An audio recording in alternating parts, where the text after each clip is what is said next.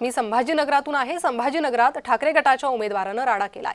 भाजपच्या बूथवर जाऊन तोडफोड केली। ही संपूर्ण घटना सीसीटीव्ही मध्ये चित्रित झाली आहे। अनिल चोरडिया असं उमेदवाराचं नाव आहे।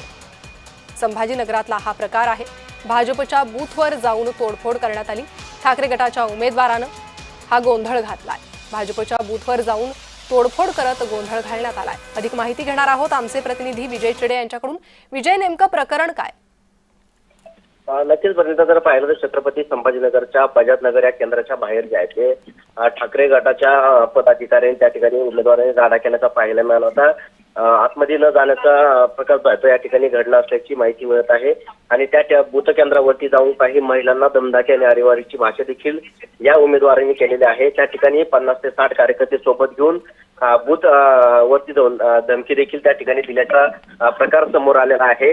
हा संपूर्ण प्रकरण जे आहे ते आता सीसीटीव्ही कॅमेऱ्यामध्ये कैद झालेलं आहे। त्यामुळे आता निवडणूक आयोग या पदाधिकाऱ्यावरती कारवाई करतात का हे पाहणं महत्त्वाचं आहे। मात्र मतदानामध्ये हा मोठा राडा केला आहे आणि त्यामुळे मोठा गदारोळ जो आहे तो देखील या ठिकाणी झाला होता। त्याचबरोबर जर पाहिलं गेलं तर भाजपाच्या बूथवरती त्यांनी तब्बल तोडफोड देखील त्या ठिकाणी केल्याची सीसीटीव्ही मध्ये कैद झालेली आहे। विजय, पोलिसांनी या संदर्भातील दखल घेतलेली आहे का? साधारण किती वेळ हा राडा चाललाय?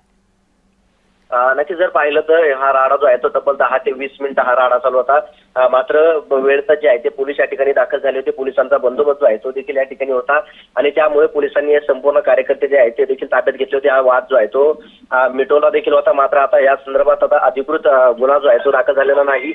मात्र आता थोड्या वेळामध्ये जर पाहिलं तर प्रशासन या बाबतीत या उमेदवारावरती गुन्हा दाखल करतात का हे पाहणं महत्त्वाचं असणार आहे। जी विजय, धन्यवाद या माहितीसाठी।